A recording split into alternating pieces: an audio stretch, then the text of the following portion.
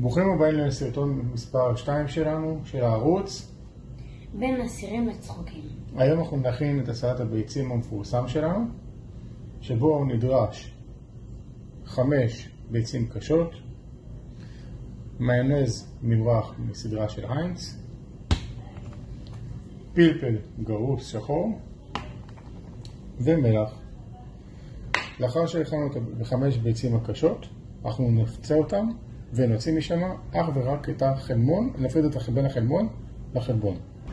אוקיי, אז אחרי שהפרדנו למעשה בין החלבון לחלבון, עכשיו התפקיד שצריכים לעשות זה עכשיו למעוך את החלבון בתוך הקערית ששמנו אותה בנפרד.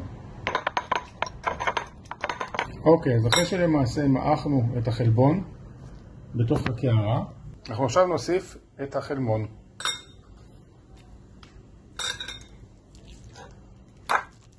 וגם אותו נמח.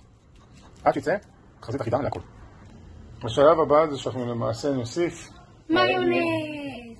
אוקיי, דידי בוא תוסיפי. תגיד לי סטופ מתי זה. מספיק. למעשה מה שעשינו פה זה שמנו פה 2 כפות בערך וחצי של מיונז.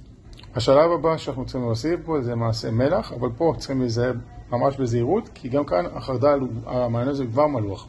ולכן צריכים להוסיף ממש מעט מלח, ואחרי זה רק להוסיף לפי הטעם.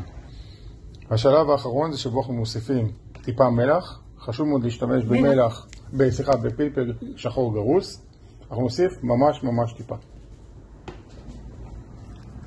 תוסיפי. זהו, תודה. עכשיו השלב הכי חשוב. וואו!